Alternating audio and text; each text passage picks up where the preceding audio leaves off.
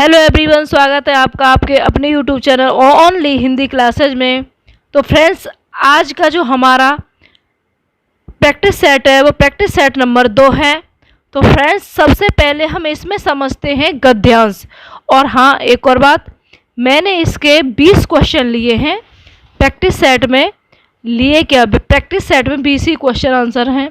तो फ्रेंड्स, मैं इसको व्याख्या सहित आपको हल कराने वाली हूँ। तो ये क्लास आपके लिए बहुत ही बेहतरीन होने वाली है। तो आप लोगों को, अगर आपको ये क्लास, तो फ्रेंड्स हम गद्यांश से शुरू करने वाले हैं। पढ़ते हैं गद्यांश को। जहाँ तक मैं समझता हूँ मेरी आत्मिक शक्तियों के, जहाँ तक मैं समझता हूँ मेरी आत्मिक शक्तियों के विकास में बार्सिलोना और उनके निवासियों का सबसे सुंदर चित्रण भी सहायक नहीं हो सकता था। इस स्योम का और फेदुका को पीटर्सबर्ग के जल मार्गों को जलाने की क्या जरूरत है, अगर जैसी की संभावना है कि वे वहाँ कभी नहीं जा पाएंगे। अगर स्योम का वहाँ कभी जाना होगा भी तो उसे इससे कोई फर्क नहीं पड़ेगा कि उसने यह स्कूल में पढ़ा था या नहीं, क्योंकि तब तक जल मार्गों को वह व्यवहार में अच्छी तरह जान जाएगा। मैं नहीं समझ सकता कि उसकी आत्मिक शक्तियों के विकास में इस बात की जानकारी से कोई मदद मिल सकती है कि वोल्गा में सन से लदे जहाज नीचे की ओर जाते हैं और अलकतरे से लदे जहाज ऊपर की ओर की दुब्बे का नाम का एक बंदरगाह है कि फला भूमिगत परत जहां जगह तक जाती है कि शायद लोग 12 सिंगा गाड़ियों पर सफ़र करते हैं, वगैरह वगैरह। तो ये हमारा गद्यांश है और हमें गद्यांश से ही प्रश्न निकालने हैं। तो फ्रेंड्स, वैसे तो मैंने देखा है गद्यांश से ही प्रश्न निकालते हैं, मगर आजकल मैंने ये भी देखा है टफ करने के लिए सिर्फ एक आधी क्वेश्चन गद्यांश से पूछा जाता है, बाकी तो इसमें व्याकरण से ही सारे क्वेश्चन होते हैं। तो अगर आपको व्याकरण की अच्छी समझ है तो आप गद्यांश को भी बहुत अच्छे से कर ले जाएंगे, क्योंकि मुझे इसमें एक ही क्वेश्चन नज़र आ रहा है। चलो करते हैं हल इसको। प्रश्न नंबर 1, व्यवहारिक जीवन में उपयोग में न आने वाली बातों को जानने या न जानने से फर्क नहीं पड़ता, क्योंकि ए, बाद में शिक्षक बता ही देंगे, बी, बच्चे कुशाग्र बुद्धि के होते हैं, सी, ये बातें व्यवहारिक जीवन को प्रभावित नहीं करती, डी, बच्चे अभी इन बातों का उपयोग करने योग्य नहीं हैं। तो फ्रेंड्स, इसका जो सही आंसर यहाँ पर देख सकते हैं कि सुंदर चित्र सहायक नहीं हो सकता, ये यहीं से, हाँ, क्योंकि जल मार्गों जानने की क्या ज़रूरत है, यहीं से इसका जो आंसर है वो निकाला गया है। तो इसका जो सही आंसर हो जाएगा वो क्वेश्चन नंबर 1 का सी आंसर सही हो जाएगा। ये बातें व्यवहारिक जीवन को प्रभावित नहीं करती हैं। अब क्वेश्चन नंबर 2 है, निम्नलिखित में से कौन सा चित्रण के लिए उपयुक्त विशेषण नहीं है, ए, मनोहारी, बी, सौंदर्य, सी, कलात्मक, डी, सुंदर। क्वेश्चन नंबर 2, इसका जो सही आंसर हो जाएगा विशेषण नहीं है। बी सौंदर्य सही आंसर इसका हो जाएगा। क्वेश्चन नंबर 3, मिंकू खेल रहा है, यह किस तरह का वाक्य है? क्वेश्चन नंबर 3 एक बार मैं फिर से देख रही हूँ। मिंकू खेल रहा है, यह किस तरह का वाक्य है? ए सरल वाक्य, बी संयुक्त वाक्य, सी मिश्र वाक्य, डी इनमें से कोई नहीं। क्वेश्चन नंबर 3 का जो सही आंसर हो जाएगा वो ए हो जाएगा, सरल वाक्य। मिंकू खेल रहा है सरल वाक्य है। जिस वाक्य में एक क्रिया और एक कर्ता हो उसे सरल वाक्य कहते हैं। क्वेश्चन नंबर 4, सही विराम चिन्हों वाला वाक्य है। ए जो पत्र आज आया है कहाँ है? बी जो पत्र आज आया है कहाँ है, ये क्वेश्चन मार्क है, इसमें विराम है। सी जो पत्र आज आया है कहाँ है, अल्पविराम। डी जो पत्र आज आया है कहाँ है। तो क्वेश्चन नंबर 4 इसका जो सही आंसर हो जाएगा कहाँ है, यानी प्रश्नवाचक। ए इसका सही आंसर हो जाएगा। क्वेश्चन नंबर 5, कौन सा शब्द सकारात्मक क्रिया है? ए लिखना, बी हंसना, सी रोना, डी सोना। तो क्वेश्चन नंबर 5 का जो सही आंसर हो जाएगा वो ए लिखना हो जाएगा। हंसना, सोना, रोना ये अकर्मक क्रिया हैं। क्वेश्चन नंबर 6 है, कौन सा शब्द विशेषण है? कौन सा शब्द विशेषण है? ए होली, बी बहन, सी व्यक्ति, डी काला। क्वेश्चन नंबर 6 का जो सही आंसर हो जाएगा वो डी काला हो जाएगा। काला शब्द विशेषण है। जो शब्द संज्ञा या सर्वनाम की विशेषता बताते हैं उन्हें विशेषण कहते हैं। व्यक्ति एवं बहन, व्यक्ति एवं बहन जातिवाचक तथा होली व्यक्तिवाचक संज्ञा के उदाहरण हैं। क्वेश्चन नंबर 7, निम्नलिखित में से कौन सा शब्द जातिवाचक संज्ञा नहीं है?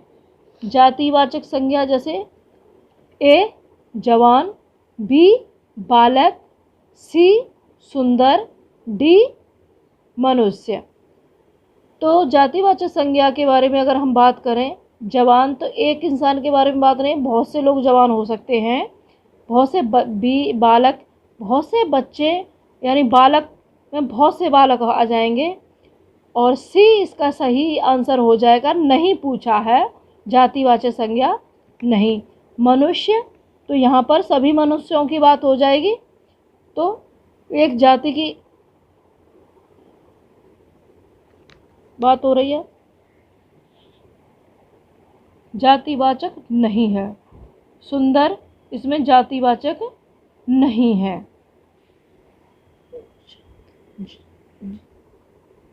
क्वेश्चन नंबर 8 है, जिसने गड्ढा खोदा वही गिरेगा। वाक्य में सर्वनाम का प्रकार पहचानिए। ए निजवाचक, बी संबंधवाचक, सी निश्चयवाचक, डी अनिश्चयवाचक। 8 का जो सही आंसर हो जाएगा वो बी संबंधवाचक। जिसने गड्ढा खोदा वही गिरेगा। जो सर्वनाम शब्द वाक्य में आए दूसरे संज्ञा या सर्वनाम शब्दों से संबंध बताते हैं वे संबंधवाचक सर्वनाम कहलाते हैं। तो इसमें जो सही आंसर हो जाएगा वो बी हो जाएगा। क्वेश्चन नंबर 9 है, संयुक्त व्यंजन ज्ञ बनता है।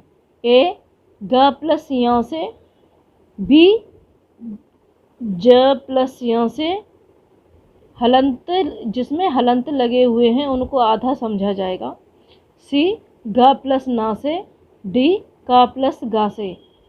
तो क्वेश्चन नंबर 9 इसका जो सही आंसर हो जाएगा वो बी हो जाएगा। ज प्लस यहाँ से ज्ञा बना है, ज्ञा। क्वेश्चन नंबर 10, नीचे दिए गए वाक्य में कारक बताइए। मैं काम से जा रहा हूँ। ए करण कारक, बी अपादान कारक, सी संप्रदान कारक, डी कर्म कारक। क्वेश्चन नंबर 10 का जो सही आंसर हो जाएगा वो ए करण कारक हो जाएगा। तो फ्रेंड्स, हमने कारक को भी समझा रखा है, आप जाके हमारे चैनल पर देख सकते हैं। क्वेश्चन नंबर 11, जिन शब्दों की उत्पत्ति का पता नहीं चलता उन्हें कहा जाता है। पता नहीं चलता। ए तत्सम, बी तद्भव, सी देशज और डी संकर। 11 का सही आंसर हो जाएगा सी देशज। जो शब्द देश के विभिन्न प्रांतों की बोलियों से हिंदी भाषा में आ गए हैं वे देशज शब्द कहलाते हैं, जैसे चहचहाना, भाषण, खिड़की, खाट, झाड़ू, लोटा, पेट, घोर आदि। क्वेश्चन नंबर 12, वे उपसर्ग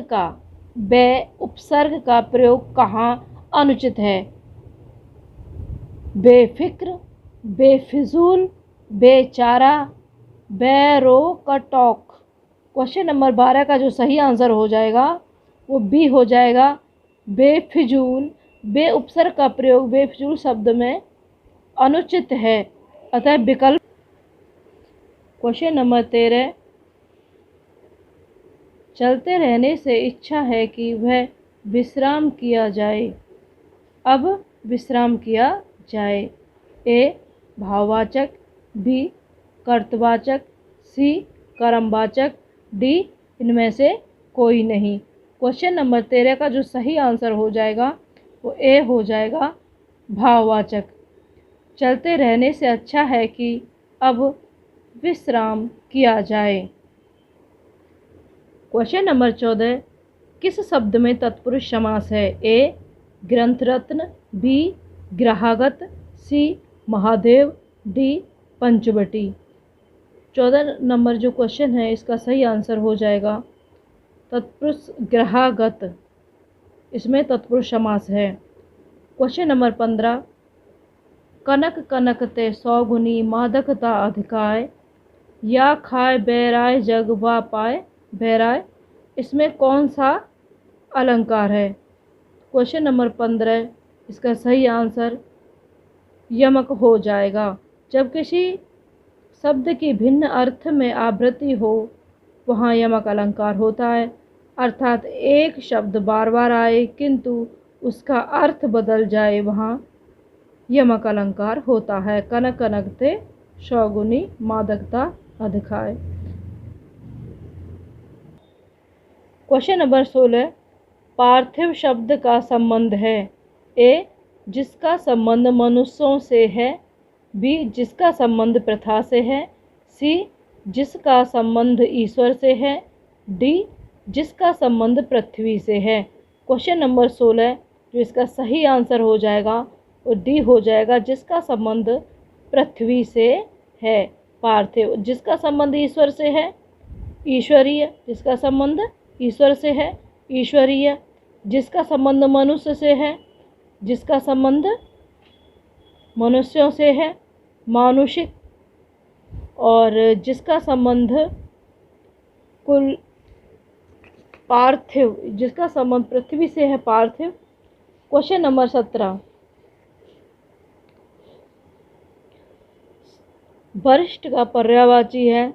ए बड़ा, बी श्रद्धेय, सी पूजनीय, डी शिष्ट। क्वेश्चन नंबर 17 का सही आंसर हो जाएगा ए बड़ा, बड़ा। क्वेश्चन नंबर 18, काव्य में कितने रस माने जाते हैं। क्वेश्चन नंबर 18 का जो सही आंसर हो जाएगा, इसका जो सही आंसर हो जाएगा वो सी हो जाएगा, काव्य में 9 रसों को माना गया है। काव्य में रसों की संख्या 9 बताई है, इसलिए इन्हें नव रस कहा जाता है। ये है श्रृंगार रस, हास्य रस, करुण रस, वीर रस, रौद्र रस, भयानक रस, शांत रस, बीभत्स रस, अद्भुत रस। मगर फ्रेंड्स इसमें एक और रस बताया गया है, वात्सल्य रस। मगर यहाँ पर 9 ही बताए गए हैं, तो हो सकता है 9 ही सही हो, और अलग अलग बुक में अलग अलग दे रखा है। क्वेश्चन नंबर 19, मेला आंचल के लेखक हैं। ए फणीश्वरनाथ रेणु, बी नागार्जुन, सी रामेश्वर शुक्ल अंचल, D Mohan Rakesh. 19 number question का जो सही आंसर हो जाएगा वो फणीश्वरनाथ रेणु हो जाएगा।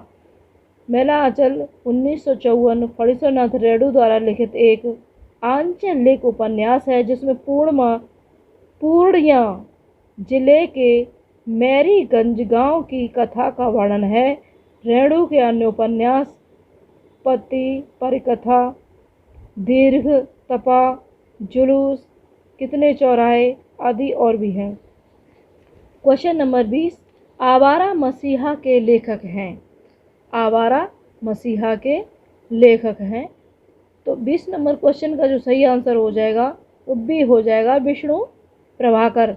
ए अमृत राय, बी विष्णु प्रभाकर, सी रामविलास शर्मा, डी मोहन राकेश। इसका सही आंसर बी हो जाएगा। आवारा मसीहा के लेखक विष्णु प्रभाकर जी हैं। तो फ्रेंड्स हमारे 20 क्वेश्चन हो गए हैं। आपको कैसी मेरी क्लास लगी है प्लीज़ मुझे कमेंट करें।